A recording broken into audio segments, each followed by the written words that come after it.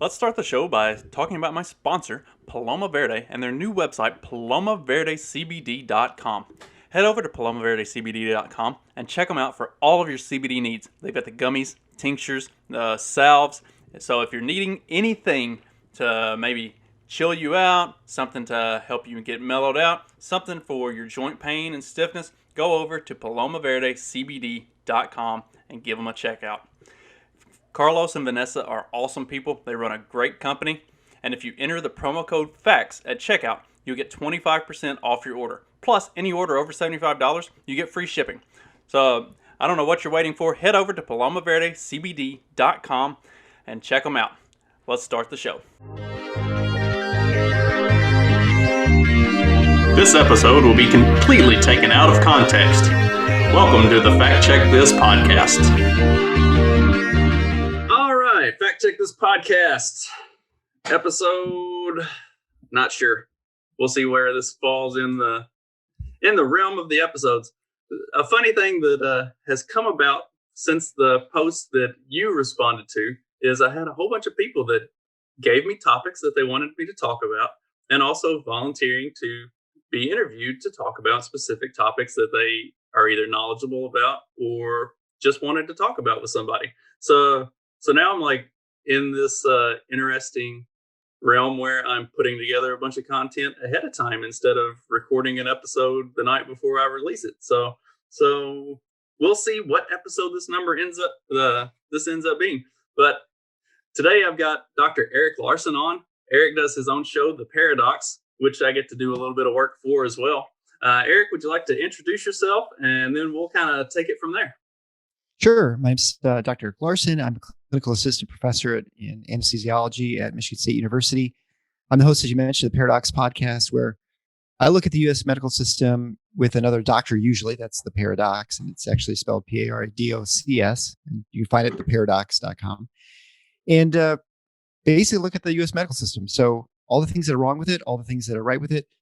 I like to think of my show as generally a way for physicians to better understand why medicine doesn't work the way they want it to, or why they're frustrated, and for patients to understand why they're not getting the care that they expect. And so I think oftentimes it's the same thing. You just have to present the information differently, right? Physicians have a deeper understanding of the frustrations and the things that are impediments to providing the care they want. And for patients, they have to learn about why this thing's not happening, right? I mean, there's an information gap, as there is with any industry.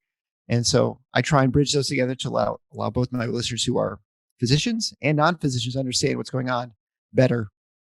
And we have just a wide variety of issues, from obviously COVID recently, but we talk about the third-party payer system, ethics, privacy, information gathering, payment methods, all those sorts of things. And we talk about all the problems of healthcare. And the neat thing is really a lot of people who are disruptive, who are actually solving these problems within the framework that we have in this country, which is, designed in many ways to not allow you to be disruptive and to actually innovate. But people still find ways to do it, which is what's really cool, and has, in general, since I launched my show in 2018, made me much more optimistic about medicine than I was initially. And that's been the greatest thing about it. I think actually we're in a much better place than people think we are as far as medicine in the United States. I've definitely learned a lot from getting to work with you and working on your show and putting together clips and listening to the interviews and everything. When you would talk to your doctor, Dr. Amma, yes. Uh-huh. that was really fascinating for me. To a lot of the things that go into why like hospitals and the doctor's offices are inefficient, and like some of the stuff that they go through that she talks about, like specifically kind of being able to work around because of the way she does things. Like that was really cool to hear that, because like that's not stuff that if you're not in the field, and like for me, I might get a physical annually, and unless I'm just like borderline death, I will not go to the doctor or to the hospital or anything, like ever. And right. So I definitely don't, I don't know anything about that stuff because I actively try to avoid the medical field entirely. So So on that topic, I wanted to kind of pick your brain on that. What are some of the uh, kind of the failures that you see of the current system with the way it's comprised, and some of the things that doctors have to go through with a lot of the regulatory stuff, and things that make it inefficient, that maybe the average patient just doesn't even realize is a hoop that you're having to jump through on a daily basis. Well, let me start with a story, and I think this sort of will be a good launching ground for further discussion. A year and a half ago, I was on call. It was so I take home call oftentimes, and my pager goes off in the middle of the night. I had been up all day doing anesthesia and just in the OR all day. So I made it home, was in bed. In the middle of the night, my pager goes off, and I get up, and I've been sick all day too. By the way, I had like really bad cold. This is back when you actually could have a cold and not worry about it, right? So you actually go to work, you have a cold, and you just because someone's got to be in the hospital and doing stuff. So I get up and I was trying to answer my pager. I was trying to press the buttons to see what my pager. I couldn't focus. And next thing I know, I'm laying on the floor, and there's blood on the floor, and so I'd passed out. So clearly, I was like dehydrated and sick from the cold. So anyway, I go in. I eventually get things sutured up and stuff. And my doctor, as you mentioned, is Dr. Mott, who's a direct primary care doc, which we can talk about a little bit. But she said, it's probably a good idea for you to have a Holter monitor, just to look at. It's basically something you put on. It checks your heart rhythm. And you want to make sure you have an explanation for why you pass out. I mean, the obvious explanation is I was sick and dehydrated, and it was middle of the night. I woke up kind of all of a sudden, jumped out of bed or whatever, and fell over. I mean, it seems really stupid when you look back at it. But so I went to, and she said, well, I'm a direct primary care doc. Generally, all my patients pay cash for their tests. And she said, I have this Holter monitor. You put it on. Someone will look at your EKG for the next 6 to 7 days. And it's a set fee, which is $250. But, I know you have insurance. So do you want me just to submit it to insurance? She said, I don't normally do that, but, we can do that. And so I thought, well, we had deductibles probably met, which clearly because of obviously what happened going to the ER for my, head bleeding and stuff. So like, well, why don't we just do that? I think that makes sense. We'll just put insurance. I have my test, said 6 days, totally normal, whatever. I walk around this, EKG sleeves on, and I don't think anything of it. 3-4 months later, I get a bill for $5,000 from the company. I'm like, holy cow. So I call Dr. Mott. I've got charged $5,000. This is something she was going to offer, and the company charges $250 for if you pay cash. I said, I just got a bill for $5,000. And she said, whoa, I can't believe it. So she calls the company right away. And they said, oh, don't worry about it. That's just the first bill. That's just the insurance company always rejects it the first time. We'll just keep submitting. Don't worry about it. It's going to be okay. I'm like, all right. Right. So I don't pay the bill. Then now it's 13 months later total. So we got into the next calendar year. This is actually now like 2019 or something. 19 or 20. And I get a bill, or I get the explanation of benefits from my insurance company. Now, mind you, the way insurance works is you pay your deductible. And then generally, once you hit your deductible, you pay a certain amount, a percentage of whatever the fee is after that. So, if your bill is $1,000 and you say, well, you made your deductible, you only pay 20%. Now I paid $200. And so that's how my insurance works. So I thought, well, actually, this is a really bad deal, because even if I hit my deductible and they say, and it's a $5,000 bill, I will still be in the hook for $1,000. So I'll still pay 4 times what I originally would have paid cash. I paid just right on the spot, right when we first got the bill. So eventually get the explanation of benefits from the insurance company. Said, hey, just, we saved you $250. The final bill is only $47.50. And you're going to be responsible for it. You'll be on the hook for the 20% of it. So it's almost like $1,000, like $900. And so I get a call. I call Dr. Mott. I'm like, what do I do? She calls the company and they say, oh, we usually can settle for like, $250. Right. I never got a bill from the company. They didn't bother, right? Because for them, it's not even worth the hassle of trying to go after someone for, a couple $100. They got their 2 pounds of flesh or something from the insurance company for $4,000. But I think this whole example exemplifies the problem with the system, right? You have, and the whole discussion we've been having, what is the key? The key is that I was really never part of it. There was an insurance company that was between me and the person providing the service, which was, the Holter Monitor company. And they were just negotiating with each other for how much it's going to cost. And I was sort of like an afterthought. I happened to be involved in the sense that I fell over and I had to get the test, but I wasn't the one who was in the negotiations. I didn't work out any sort of process as far as payment, the scheduling, any of that stuff. I had nothing to do with it. And really, your doctor had nothing to do with it. Like at that point, the patient, the doctor, like y'all are just afterthoughts in a basically a giant Ponzi scheme.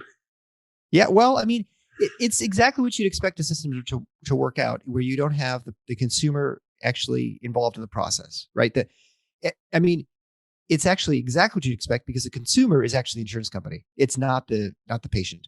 But what we think of in our mind is like, well, I'm the one getting the healthcare, so I'm the one who's sort of paying for things. And ultimately, I guess I end up paying the bill at the end, right? In this case, they didn't bother. But it is a great encapsulation of what is wrong with the healthcare system. Now, obviously, for me, well, that's pretty small. I mean, but there are people all the time having huge hospital bills, imaging tests, and things like that. Mine was relatively minor, but it just shows you, I mean, inflation, what is that inflation per rate? It's like 2,000% inflation, right? From $250 to $5,000. That's crazy. I mean, there's no industry that's like that. I mean, you could argue all you want about education, but I mean, even that price tag is nothing like with healthcare. They run up the bill and stuff.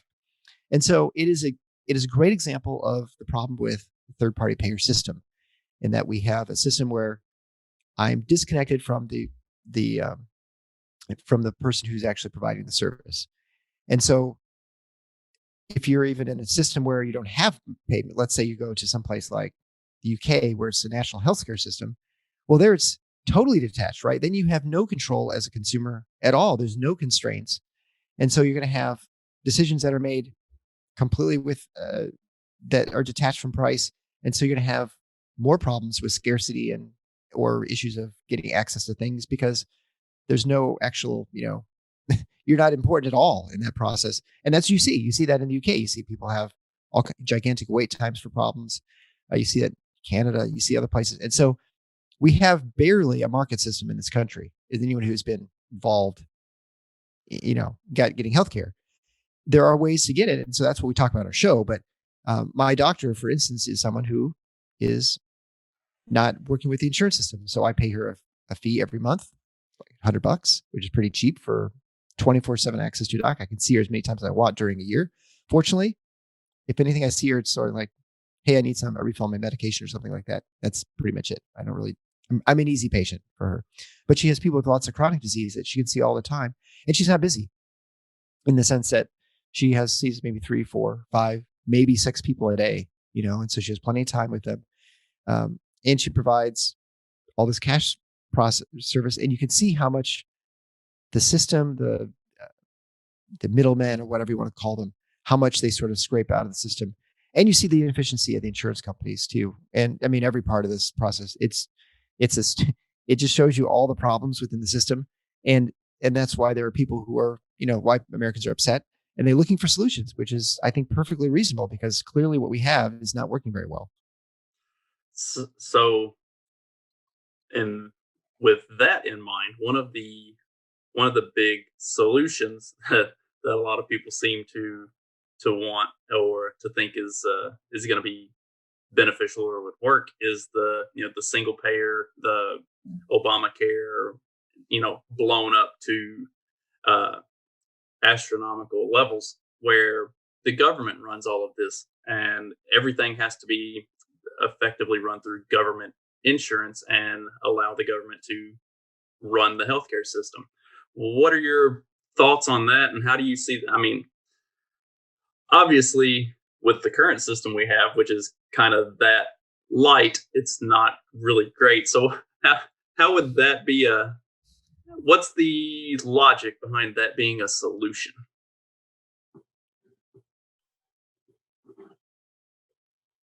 Yeah, I mean, I think it's exactly what you get. You get more of the same, right?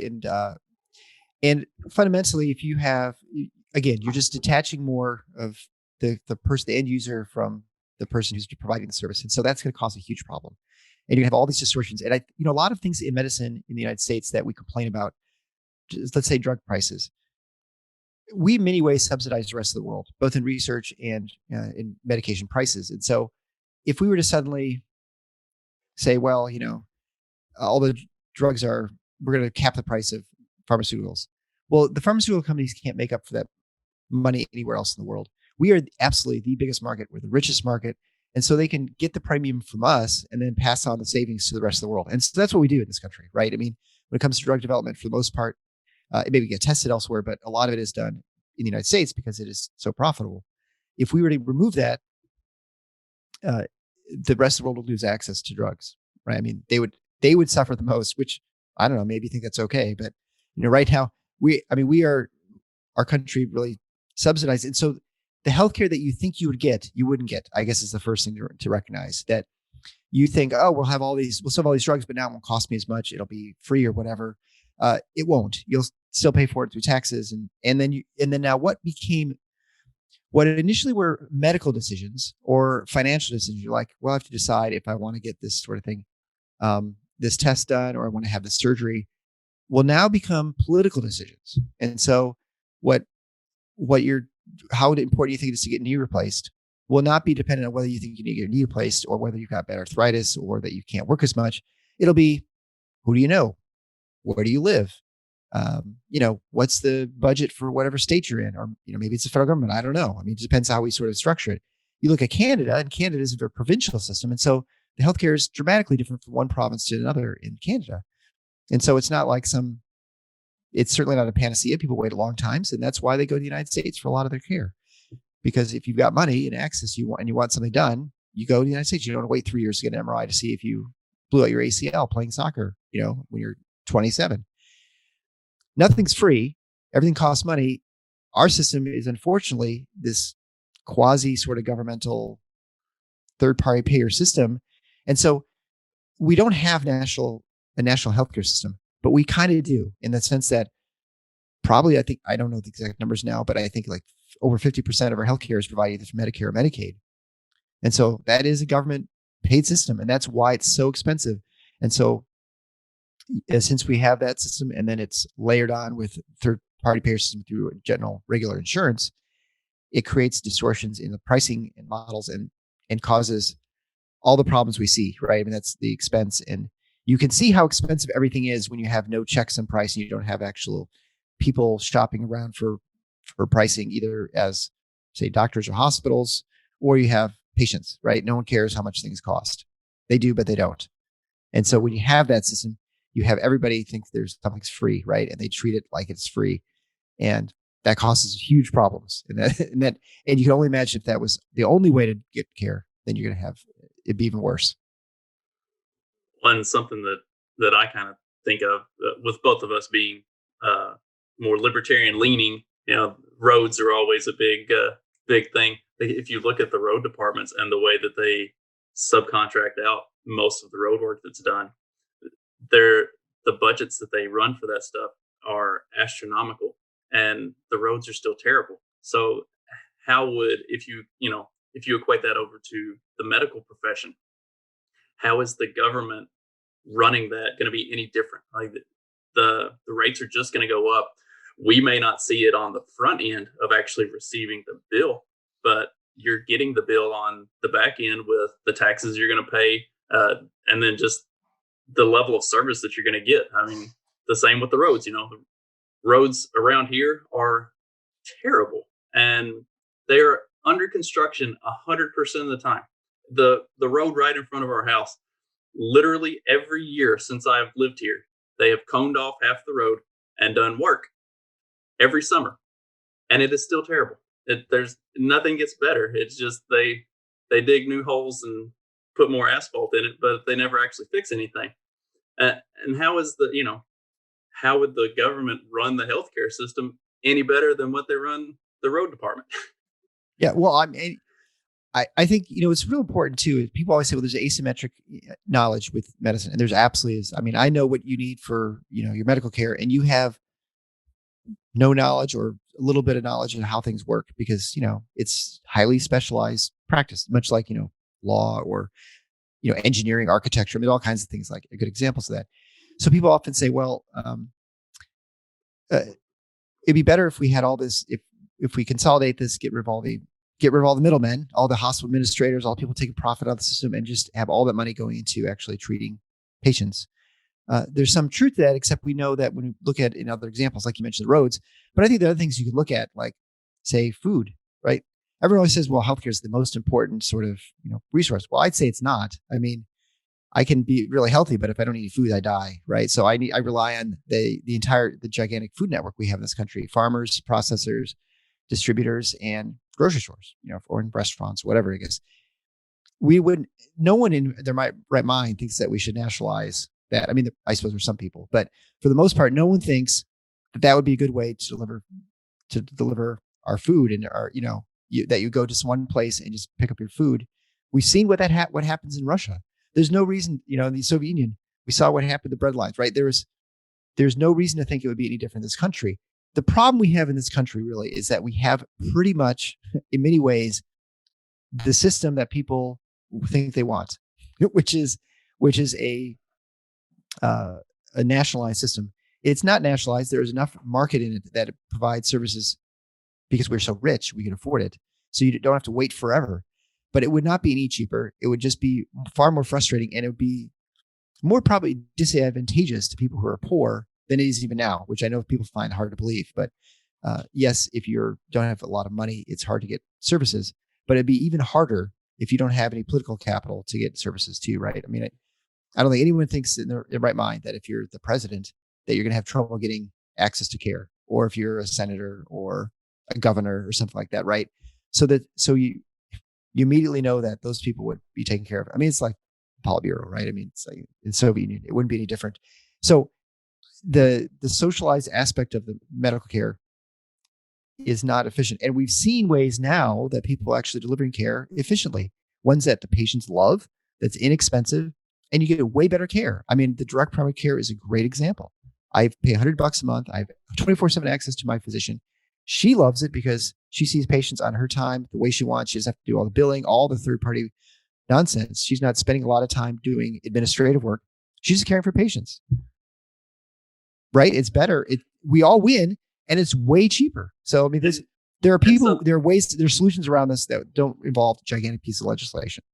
And something that she had talked about in y'all's interview was the ability to waive certain fees and to help people who do need financial help. Whereas, like, if it's on a fully socialized system, it becomes even less of a have and have not, and more of a class caste system. Like, if you do not, like you were saying, if you don't have the political clout, if you are not the right status, then you're going to get pushed to the bottom of the barrel. If the bottom of the barrel ever comes. And with the way that she talked about doing it, she has that flexibility to help people who actually need help, and not have to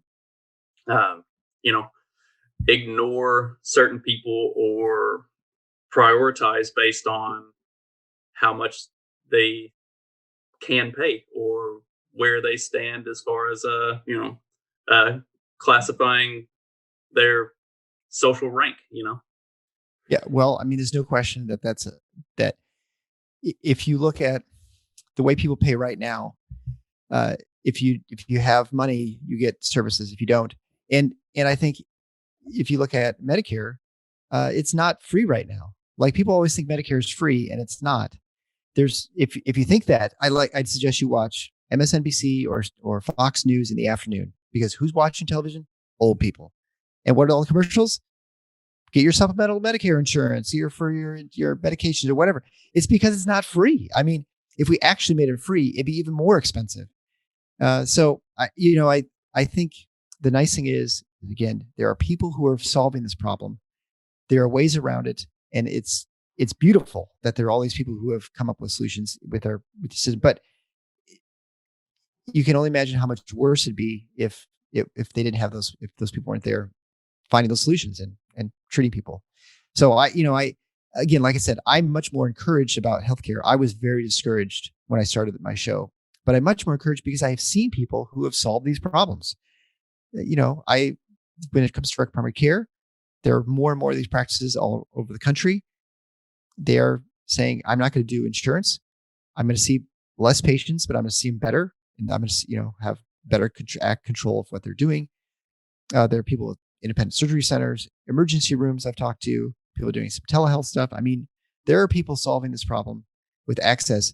And right now, if you want to say if you take insurance, you take Medicare, you can't provide free care because Medicare says you have to provide the same rate, whatever, to everybody.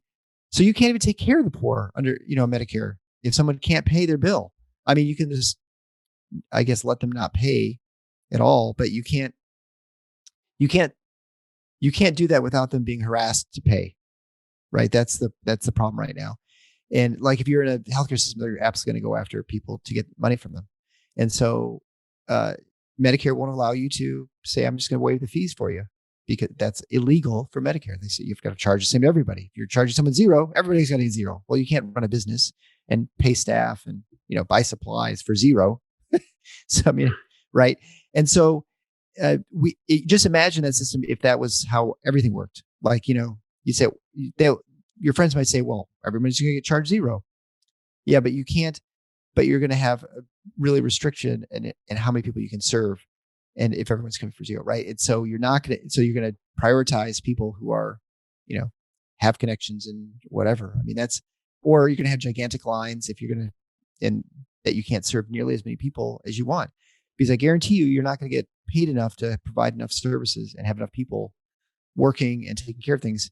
Just go to the VA and talk to any veteran. They generally would rather not get their care at the VA. They'd rather get their care at a private hospital, almost always.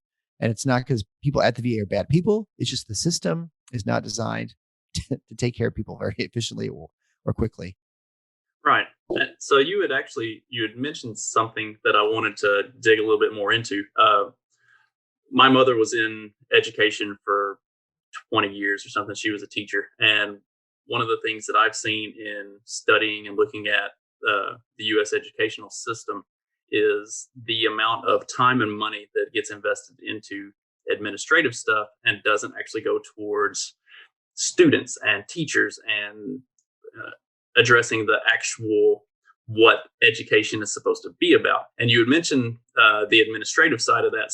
So how does that work with the medical field? Is it a similar thing as the education with a lot of overhead tied up in administrative fees and administrative employees and stuff like that? Or like, how does it work? Is there a lot of that kind of stuff that goes on in medicine? Yeah, we have some bureaucracy. we have a lot of it. In fact, we have a number of layers of problems when it comes to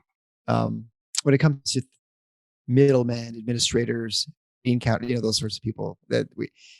Any business has to have people who organize and coordinate your services, right? Whether let's just say you're a hospital or a health system or something like that, you have to have people who know where people should be. You got to hire the people to, take out the trash and clean the rooms, and the nurses, and get the supplies. I mean, it's a very complicated process. There's no question about that. Make sure you have, operating facilities and they're up to date. You got a parking lot, you've got pharmaceuticals and all that stuff. So you have to have administrators. The problem, of course, comes in the fact that these administrators, there are a lot of things they're doing. Well, you're doing things in order to get paid, right? Because if you don't get paid, then it's not worth doing. And so you're trying to capture as much charge as you can. And so that requires people to be in charge of making sure you're getting money. Well, there are all sorts of regulations that are in place that you have to do certain things in order to get paid, quality metrics and things like that. And so you have more and more people who are involved in things that I would say are non-clinical, in the sense that you're capturing demographic data. So I want to make sure I know so your race, ethnicity, all those sorts of things, where you're from. Those things I have to make sure I capture, put in a database, and report to the government. I have to make sure that I do surveys to verify that you're actually, what your pain levels are, and then I have to figure out things like, how often do we get urinary tract infections with indwelling urinary catheters, and I report that to the government. So because that affects my pay level. So if I have a lot of those infections, I get paid less per person than I would otherwise. So there are all these different metrics and things that are put in place. oftentimes I think good intentions, like, hey, we want less urinary tract infections. Well, that sounds like a good plan, but someone has to collect the data, someone has to report it, and they're just more and more people who are sort of collecting this stuff that fundamentally doesn't really change your care. It just increases the cost. Overall, this increase in cost, I think, is relatively small. And I think the big problems in medicine are, I mean, clearly that's a problem within the health system itself, that there are these people who are forced to do things they don't want to do. Their business model is crazy. They don't actually ever design their business to actually know how much things cost, which is crazy if you're like running a business. And, if I said, well, how much does it cost to do an appendectomy? They'll be like, not sure. But we can kind of tell you some things, but we don't know the whole cost of everything, which is like crazy to think that that's even possible. But it's a gigantic problem for hospitals to figure out how much things cost. But the bigger problem is all the other people in the healthcare process that are involved with insurance and third-party payment system, right? So we have a distortion when it comes to the consumer doesn't walk in as the consumer. They just walk in as a patient. They're a widget. And their encounter is not dependent, they're not actually asked with their opinion on what they want to pay for, how they want to do things. They're sort of along for the ride, right? And because of that, we now have insurance companies that negotiate with the hospitals, and who are their consumers? It's the employers, right? So they respond to the employers. So, and the employers, they just want to pay as little as they can, but they also have no control over the system because most of these insurance companies are gigantic and they actually are owned by the hospitals oftentimes. So what happens? So the insurance companies bundle a bunch of services, pharmaceuticals, radiology, physician services, hospital, indemnity, all kinds of things in a package, sell it to the employer. And they will oftentimes say, we'll see what your utilization is. We'll give you a rebate based on our charges. So we'll save you 20%, or something like that. So you get this bill, and you'll get a bill as a patient that says, we reduced your price by 25%, right? Well, my insurance company reduced my price by like 5% on my test, but I still paid almost 2,000% more than I would have had I just walked in and paid cash, right? In my example. So employers are seeing the same thing, right? They're seeing the insurance company says, well, we saved you 50%. So just give us 10% of that back. Well, immediately you can look at that and say, well, for an insurance company, it makes way more sense for the bill to be $100,000 than $10,000. Because if it's $100,000 and they cut off 50%, it's now $50,000. But they're getting 5%, they're getting 10% of that back, so they get $5,000 back, right? So if the bill's so they're getting $5,000. If the bill is $10,000 and they got the same savings, they get $500, right? So you can see the incentive for the insurance companies is strangely not to actually keep hospital prices low. You also have pharmacy benefit managers, which are the largest, the biggest lobbyists in the country. And I've done a number of shows in this, and they're called PBMs. CVS is one, Healthmark, and I can't think of the other one. It starts with E. It's the biggest one. But anyway, they actually do the same thing. So they could go to a pharmaceutical company and say, hey, we want to put your drug on formulary. So every physician benefit manager will provide a list of formulary of medications they provide the discounts to a hospital. So hospitals, in order to have a good supply chain and to make it easy for them to getting access to pharmaceuticals, will contract with a pharmacy benefit manager. There are like 2 or 3 of them that control 85% of the market in the country. And so they'll have, Tylenol and whatever, all the medications you can think of. Those medication, the pharmacy benefit manager will go to the pharmaceutical and say, hey, we'd love to have your drug on for formulary so that, we'll sell it and make sure they have the hospitals access to it and patients do. But we want you to provide us a discount of 50% because, your list price is whatever, $1,000 for this medicine. So you need to give us a discount of 50%. So they say, okay, we sell it to you for $500. Well, I'm going to let you guess at how much that pharmacy benefit manager charges the hospital for that medication. If you guess anything less than $1,000, you're totally wrong. Right. Yeah. I mean, that's right? That's basic business. Yeah, that's basic business. Right. So then you're at the natural question is ask yourself, well, why would a pharmaceutical manufacturer agree to this? Right. It doesn't make any sense. Why would they? Well, they do, because if they don't get into that one of those three pharmacy benefit managers, their drugs don't have any market penetration. So they are forced to, so it causes strange distortions, right? So medications are super expensive, way more than they should be. Also, that pharmacy benefit manager, just like I said, the insurance company is incentivized to have expensive hospital care, right? The pharmacy benefit manager, guess what? They don't really want you to use generics. They want you to use the brand name stuff. They want you to use expensive medications because their rebate that they get, that they will give back to the consumers, which would be, you'd expect that. I mean, their argument is that we'll take the $500 and we'll provide that savings to the hospital or the people who are contracted with us. But that's never, I mean, they probably give some, but hardly any. And so generally speaking, what happens is that's how they make their money. And they make a ton of money, like way more than any insurance company. I mean, they are probably the most profitable thing. And you'll see this as you see mergers in the healthcare space, where insurance companies now are saying, well, we want to cut of that. And so they're buying the pharmacy benefit managers, or the pharmacy benefit managers like Aetna, they're buying their own, PBM, or they're merging or whatever, because that's where the money is, right? And insurance companies know they're getting screwed with their charges. So there are all these people. Those are the people that are actually driving up the cost of healthcare. But it all happens because ultimately the consumer, you and I, who walk into the hospital and need some care, are not the ones who are bearing the brunt of the financial cost. Or we're involved in the process barely on the outside, right? We get the last bill that comes after all these other stuff had happened. But every part of this system is designed to sort of make some middleman more money. And you can see where the origins of all these things existed. I mean, it made sense for a hospital to contract the PBM because, they're one hospital and imagine this happened 100 years ago. There weren't large health systems. So you want to get bedpans, you want to get your basic supplies. Well, it makes sense for you to join a buying group to get bulk discount prices. That's why, for those pharmaceuticals. And so that's how these things started.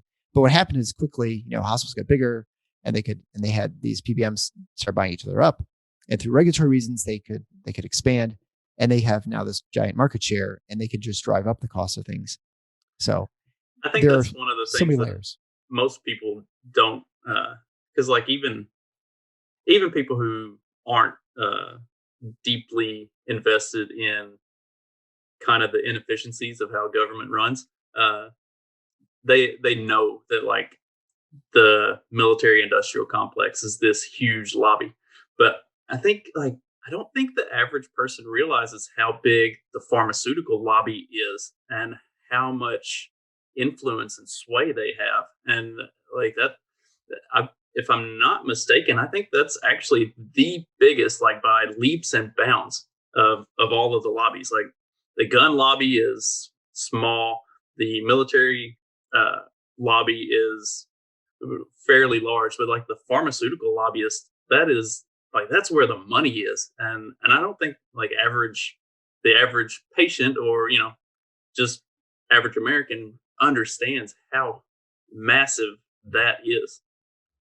Yeah. Well, and I think actually you're right, but I think actually the pharmacy benefit managers have much larger lobby. I mean, they spend billions of dollars in Congress every year with campaign contributions, and even in off election years, right? So they have an inordinate amount of influence, and it makes it really difficult to change those laws at the national level. It's also why I think it's much more challenging to hit some sort of nationalized system, because there's a lot of people with vested interest in making a lot of money in this process. So I'm not sure exactly how that happens. You probably have to make those guys whole somehow in order for them to go along with it, right? Obamacare, it happened in 2009 or 10, and but it still used the same architecture we have today. So it just said, we're going to verify that you actually have to still buy insurance products. You still have to do things the way we're doing right now. So I don't know. I mean, I'm not quite sure. I know why people are concerned about socialism coming to medicine, and it's slowly coming. I guess you'd say we're halfway there or something. I don't know what you want to, but it's not going to be real easy and clean, because there's a lot of moneyed interests, and they don't care what party is, right? I mean, so right. They're not beholden to one or the other party. So if you think that's your guys are the ones who can do it, as long as they're getting paid, that's all they care about. It doesn't matter if it's a R or a D next to the Right. name. So it's the big, kind of the big takeaway from this really seems like the disconnect of the patient from the entire process seems, obviously is uh, the biggest challenge. And like, okay, so a brief story. For several years when I was working in the grain industry, I would get a sinus infection about the same time every year.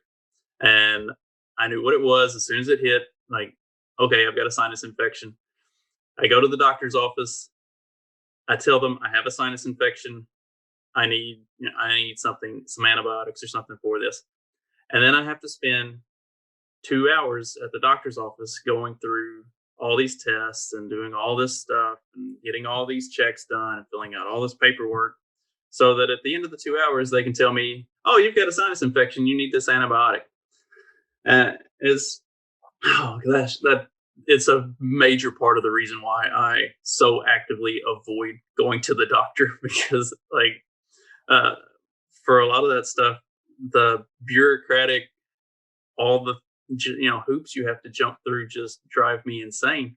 When I know my body pretty well, I'm not a doctor, but I've been living with this thing for 37 years. I kind of know how it operates, and you know, that stuff like that drives me nuts.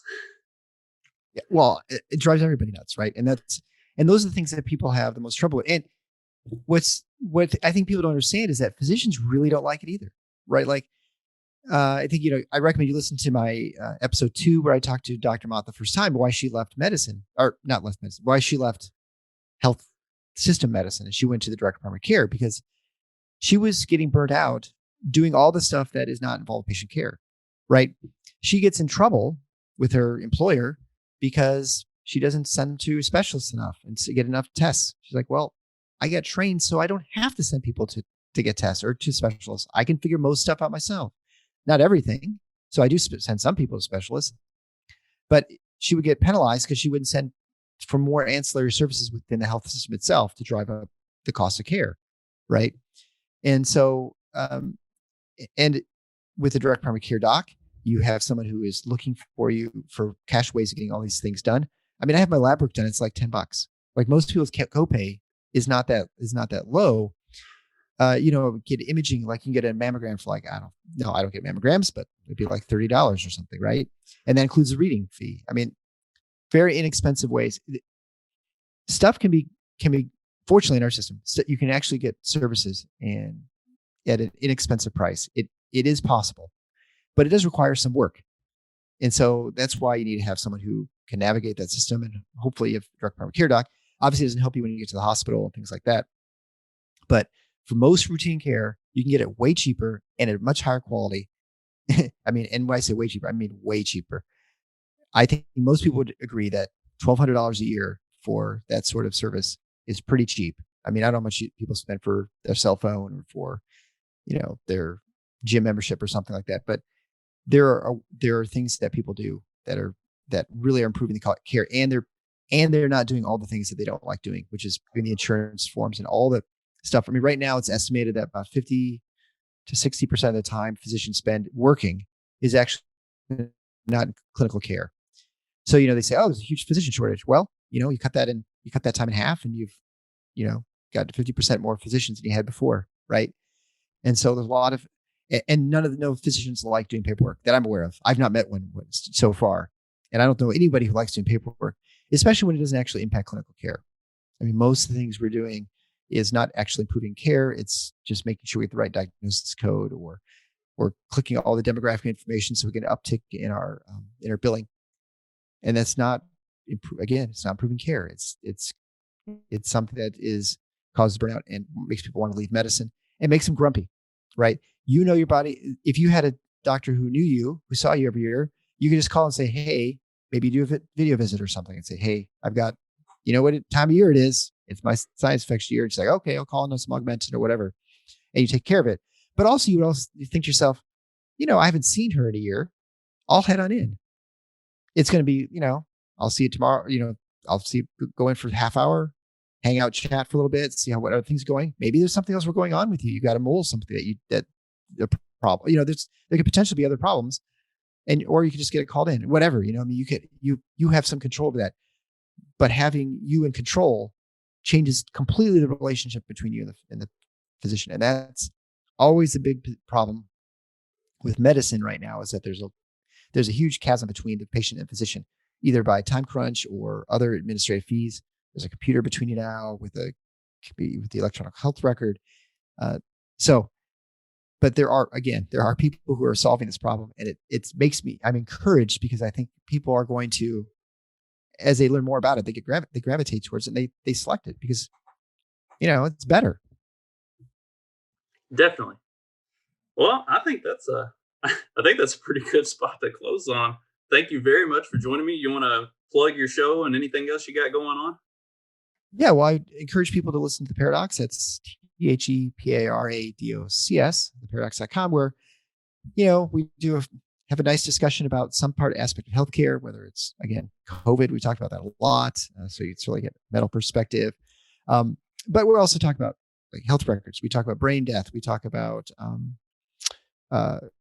physician suicide, burnout, financial issues with medicine.